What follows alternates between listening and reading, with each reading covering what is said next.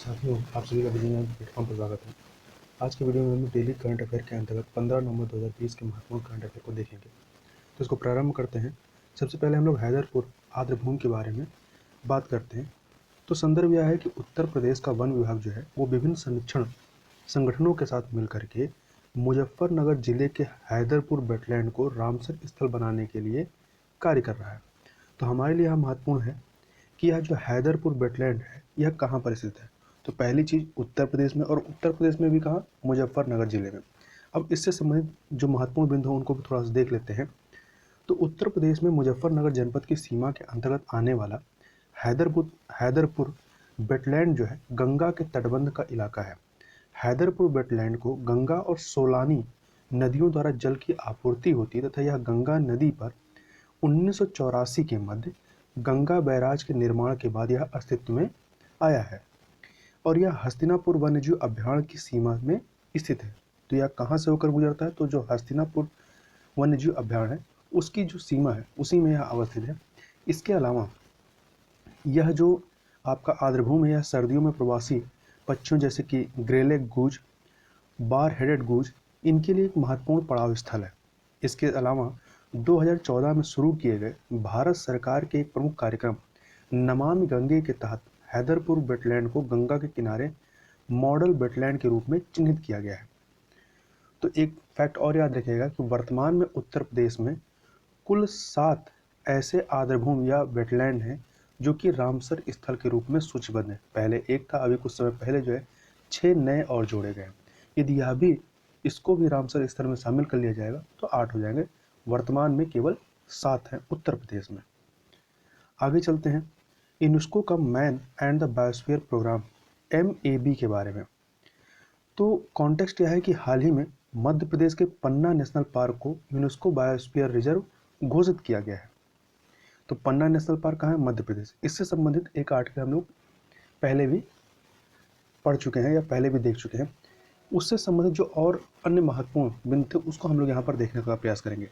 तो यहाँ पर हम लोग मेनली जो चर्चा करेंगे man and the biosphere programme MBA के बारे में। तो यूनेस्को द्वारा बायोस्फीयर रिजर्व के विचार की जो शुरुआत है यह 1974 में man and the biosphere programme के तहत की गई थी। इसका उद्देश्य जो है, मतलब बायोस्फीयर रिजर्व वाला कि यूनेस्को के बायोस्फीयर रिजर्व में शामिल करना, इसका उद्देश्य जैव मंडल संरक्षण के लिए अंतर्राष्ट्रीय सहयोग जुटाना था। यूनेस्को के man and the biosphere programme MBA कार्यक्रम की जो शुरुआत है 1971 में की गई थी। तो याद रखिए कब शुरू किया गया था? 1971 में। यह जो कार्यक्रम है एक अंतर सरकारी वैज्ञानिक कार्यक्रम है जिसका उद्देश्य मनुष्यों और उनके वातावरण के मध्य संबंधों में सुधार हेतु एक वैज्ञानिक आधार स्थापित करना है। इसके तहत संरक्षित क्षेत्र के वनस्पतियों और जीवों को संरक्षण दिया जाता है और साथ ही इन क्षेत्रों में निवास करने वाले मानव समुदायों और उनकी जीवन पद्धतियों को भी संरक्षित किया जाता है।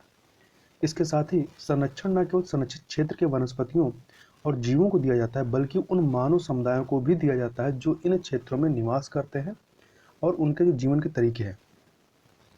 चौथी चीज, तमिलनाडु में स्थित नीलगिरी बायोस्फीयर रिजर्व जो है यूनेस्को की सूची में भारत का सबसे पहला जैव मंडल संरक्षित क्षेत्र था और इसे वर्ष 2000 में शामिल किया गया था। तो यह फैक्ट भी याद रखिएगा। पहला भारत का शामिल होने वाला कौन सा था बायोस्फीयर? तमिलनाडु में स्थित नीलगिरी बायोस्फीयर रिजर्व। आगे बात कर लेते हैं गुजरात के गिफ्ट सिटी में समुद्री क्लस्टर परियोजना के संदर्भ में। तो यह जो आपका टॉपिक है यह आपके GS के प्रश्न पत्र नंबर 3 के तहत जो बुनियादी ढांचा, ऊर्जा, बंदरगाह, सड़क, विमानपत्तन, रेलवे आदि वाला जो सेक्शन है उसके अंतर्गत कवर हो जाएगा। तो सबसे पहले संदर्भ देख लेते हैं। गुजरात मैरीटाइम बोर्ड GMB द्वारा अपनी सहायक company Gujarat ports infrastructure and development company limited GPIDCL के माध्यम से राज्य की राजधानी गांधीनगर में गिफ्ट सिटी में एक समुद्री क्लस्टर, मैरीटाइम क्लस्टर को विकसित करने का प्रयास किया जा रहा है। तो यह गिफ्ट सिटी कहाँ पर स्थित है? गुजरात के गांधीनगर में। अब प्रश्न उठता है कि समुद्री क्लस्टर या मैरीटाइम क्लस्टर क्या होते हैं? तो समुद्री क्लस्टर जो है किसी क्षेत्र में फर्मों, संस्थानों और व्यवसायों का एक समूह होता है जो भौगोलिक रूप से एक दूसरे के करीब स्थित होते हैं।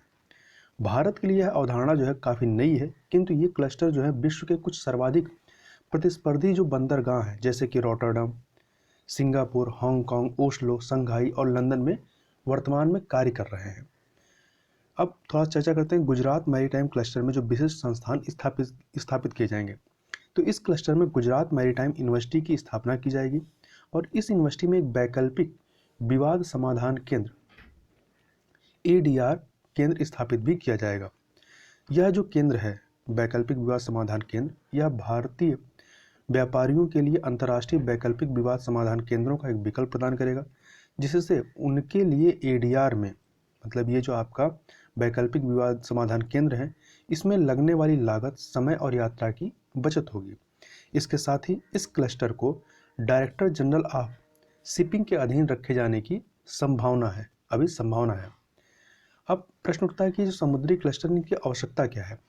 तो इसको ऐसे समझ सकते हैं कि देश में सही पारिस्थितिक तंत्र की अनुपस्थिति के कारण वर्षों से विदेशी जगहों पर स्थानांतरित हो चुके व्यवसायों को वापस लाना।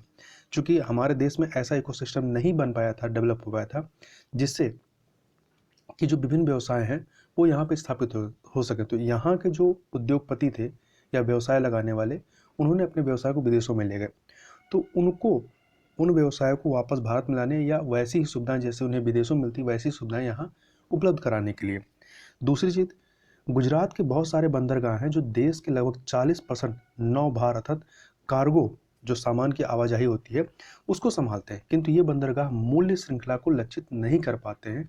तो इस कमी को दूर करने के लिए भी यह परियोजना लाई जा रही है। आगे बात कर लेते हैं, चीन की अध्यक्षता में दक्षिण एशियाई साझेदारों का अभी एक आभासी सम्मेलन हुआ है। तो इसमें प्रतिभागी कौन थे, किन किन ने इसमें भाग लिया।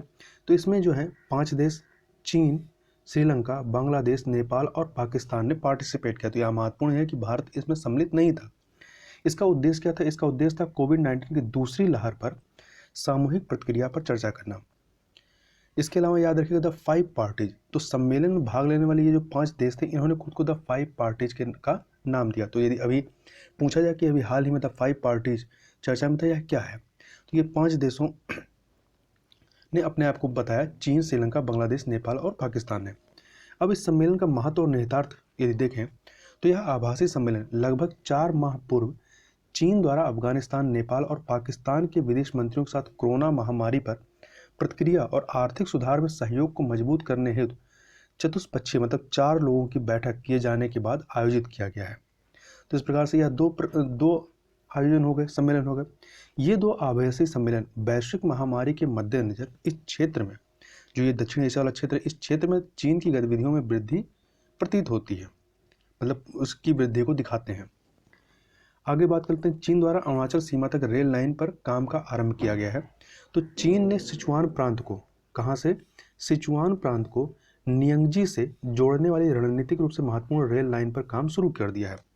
यह रेल लाइन जो है भारत में अरुणाचल प्रदेश की सीमा के पास स्थित है और लहासा जो तिब्बत वाला क्षेत्र है, लहासा को पृष्ठ क्षेत्र अर्थात हिंटरलैंड से जोड़ने वाली वर्ष 2006 में निर्मित किंगहई तिब्बत रेलवे लाइन की भांति यह दूसरा ऐसा मार्ग होगा जो तिब्बत स्वायत्त क्षेत्र TAR को भीतरी प्रदेश से जोड़ता है। आगे बात कर लेते हैं, गृह मंत्रालय द्वारा FCRA नियमों अर्थात विदेशी अंशदान विनियमन अधिनियम में संशोधन के संबंध में। तो हाल ही में गृह मंत्रालय द्वारा विदेशी अंशदान विनियमन अधिनियम FCRA एक्ट 2010 के तहत नए नियमों को अधिसूचित किया गया है। इसे FCRA अमेंडमेंट एक्ट 2020 कहा जाएगा। तो नए नियमों के अंतर्गत जो चीज़ें कही गई हैं उसको देख लेते हैं। तो अधिनियम के उपनियम 1 के खंड 5 और 6 के तहत निर्दिष्ट संगठनों को सक्रिय राजनीति या पार्टी की राजनीति में भाग लेने पर राजनीतिक प्रकृति का माना जाएगा। इसके अलावा अधिनियम में एक नया अनुच्छेद सम्मिलित किया गया है जिसमें कहा गया है कि अनुच्छेद 5 और 6 में उल्लिखित संगठनों को सक्रिय राजनीति या पार्टी राजनीति में भाग लेने पर केंद्र द्वारा उन्हें मात्र राजनीतिक समूह माना जाएगा, पार्टी नहीं माना जाएगा। इसके अलावा नए नियमों में नए FCRA पंजीकरणों को अधिक सख्त बनाया गया है। FCRA के तहत पंजीकरण कराने वाले किसी संगठन के लिए 3 साल से कार्यरत होना चाहिए। ठीक है, तो यहाँ पे कितने साल, 3 साल से कार्यरत होना चाहिए और इसके द्वारा पिछले 3 वित्तीय वर्षों के दौरान सामाजिक हित में अपनी मूल गतिविधियों पर न्यूनतम 15 लाख रुपए खर्च किए जाने चाहिए। तो ये 2 क्राइटेरिया अगर पूरा करेंगे तभी वो पंजीकरण के लिए योग्य बताए जाएंगे। अब इसकी जो बैकग्राउंड है थोड़ा सा इसको देखें तो एफसीआरए एक्ट 2010 के नियम 3 के खंड 5 के अनुसार किसानों, श्रमिकों, छात्रों, जाति, समुदाय, धर्म, भाषा या किसी अन्य पर आधारित संगठनों जो प्रत्यक्ष रूप से किसी भी राजनीतिक दल से जुड़ा नहीं होते हैं किंतु उनके संगठन के ज्ञापन के अनुसार या उनकी गतिविधियों आदि से राजनीतिक हितों की दिशा में कार्य करने के भौतिक साक्ष्य मिलते हैं को राजनीतिक समूह के रूप में माना जाएगा। तो इसी पृष्ठभूमि पर ये नए संशोधन किए गए हैं। आगे बात कर लेते हैं कोर सेक्टर इंडस्ट्रीज के बारे में। तो 8 कोर क्षेत्रों के उद्योगों में कोयला, जो कौन कौन से आते हैं इसमें इंडस्ट्री में, कोयला है, कच्चा तेल है, प्राकृतिक गैस, रिफाइनरी उत्पाद, उर्वरक, इस्पात, सीमेंट और बिजली। ये 8 हमें पता होने चाहिए क्योंकि कई बार पूछ लेता है कि निम्न में से कौन से कोर सेक्टर में आते हैं। इसके अलावा औद्योगिक उत्पादन सूचकांक IIP इंडस्ट्रियल प्रोडक्शन इंडेक्स में शामिल वस्तुओं के कुल भारांक या जो वेटेज होता है उसका लगभग 40% जो है वो 8 कोर इंडस्ट्रीज में सम्मिलित है। अब यदि इनके जो 8 कोर इंडस्ट्रीज के जो भारांक के घटते क्रम में देखें सबसे अधिक किसका है और उससे घटते हुए क्रम में कैसे लगाया जाएगा, तो इसमें सबसे अधिक जो भारांक है या जो वेटेज है वो रिफाइनरी उत्पाद का है। ये हर साल बदलता रहता है। रिफाइनरी उत्पाद का सबसे अधिक है, उसके बाद बिजली का है, फिर स्टील, कोयला, कच्चा तेल, प्राकृतिक गैस, सीमेंट और सबसे कम किसका है, उर्वरक। तो यहाँ याद रखिएगा रिफाइनरी उत्पाद का भारांक सबसे अधिक है और उर्वरक का सबसे कम है। तो इसके चर्चा कारण क्या है, मतलब हम इसको चर्चा क्यों कर रहे हैं, इसलिए कर रहे हैं कि मार्च 2020 के बाद से कोर सेक्टर में गिरावट दर्ज की जा रही है। तो हमें पता होना चाहिए कि ये जो 8 कोर सेक्टर हैं ये कौन से हैं। आगे बात कर लेते हैं ऑपरेशन मेरी सहेली के बारे में। तो यह जो कार्यक्रम है, भारतीय रेलवे ने ट्रेनों से यात्रा करने वाले महिला यात्रियों को स्टेशन से गंतव्य स्टेशन तक की पूरी यात्रा के लिए सुरक्षा प्रदान करने के उद्देश्य से मेरी सहेली पहल की शुरुआत की गई है। तो याद रखिएगा मेरी सहेली जो ऑपरेशन या कार्यक्रम है किसके द्वारा प्रारंभ किया गया है, तो रेल मंत्रालय के द्वारा। इसके तहत जो आरपीएफ की टीम है, रेलवे पुलिस फोर्स की टीम, सीट संख्या और महिला यात्रियों की संपर्क जानकारी जैसी जानकारियां एकत्रित करेंगी और यात्रा के दौरान संपर्क में रहेंगी। इसके साथ ही एकत्रित जानकारी को गंतव्य और अनुसूचित, मतलब जो उनके द्वारा बताया जाएगा कि स्टेशन कहाँ कहाँ ठहरेगी, मतलब ट्रेन जहाँ जहाँ ठहरेगी तो अनुसूचित ठहराव स्टेशनों तक उनके जो डेटा है या जानकारी उसको पहुँचाया जाएगा। और याद रखिएगा यदि यह कहा जाए कि यह किस मंत्रालय की, तो ये रेलवे मंत्रालय की। यदि स्पेसिफिकली पूछा जाए किस जोन की है, तो दक्षिण पूर्व रेलवे के द्वारा इसको प्रारंभ किया गया है और दक्षिण पूर्व रेलवे का जो मुख्यालय कहाँ पे है, कोलकाता में है। अगला है क्रेडिट डिफ़ॉल्ट स्वैप के बारे में। तो यह क्या होता है क्रेडिट डिफ़ॉल्ट स्वैप, तो यह एक ऋण से व्युत्पन्न अर्थात डिराइव लेन देन का एक उदाहरण है जहां ऋण सुरक्षा खरीदी और बेची जाती है। जैसे लोग बीमा खरीदते हैं, जीवन बीमा, तो उसी प्रकार से यहाँ पे ऋण की सुरक्षा की गारंटी जो है वो खरीदी और बेची जाती है। क्रेडिट डिफ़ॉल्ट स्वैप सीडीएस में एक पक्ष जो होता है क्रेडिट इवेंट प्रोटेक्शन प्राप्त करने के बदले में किसी अन्य पार्टी को, मतलब जो पार्टी इन्हें प्रोटेक्शन प्रोवाइड कर रही है इनके ऋण पर, तो पार्टी को समय समय पर निर्धारित भुगतान करने के लिए सहमत होता है। विशिष्ट क्रेडिट इवेंट्स में दिवालियापन, भुगतान करने में विफलता, पुनर्गठन और पुनर्वित्त अधिस्थगन भी सम्मिलित किया जाता है। ये चर्चा का कारण इसलिए आया क्योंकि जो रिजर्व बैंक ऑफ इंडिया है वो शीघ्र ही नए क्रेडिट डिफ़ॉल्ट स्वैप मापदंड या मानदंड जारी करेगा। अगला है कर्नाटक सरकार के कर्मचारियों को फिल्मों, धारावाहिकों में अभिनय करने से मनाही।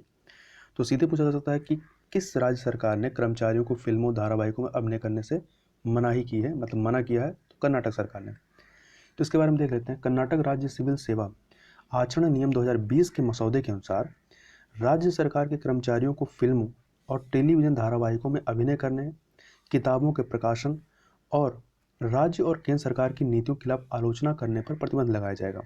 इसके साथ ही राज्य सरकार के कर्मचारी सक्षम प्राधिकारी की अनुमति के बिना फिल्मों और टेलीविज़न धारावाहिकों में अभिनय नहीं कर सकते हैं। साथ ही सरकारी कर्मचारियों को रेडियो और टेलीविज़न चैनलों में मीडिया कार्यक्रमों को प्रायोजित करने से रोका जाएगा। साथ ही कर्मचारियों को बिना अनुमति के विदेशी दौरों पर जाने को भी प्रतिबंधित किया गया है। तो ये कुछ प्रावधान हैं इस जो मसौदा तैयार किया गया। इस प्रकार से यहाँ पर हम लोगों ने कुछ महत्वपूर्ण करंट अफेयर को देखा। तो इस वीडियो में बस इतना ही। मिलते हैं नेक्स्ट वीडियो, तब तक के लिए बहुत बहुत धन्यवाद।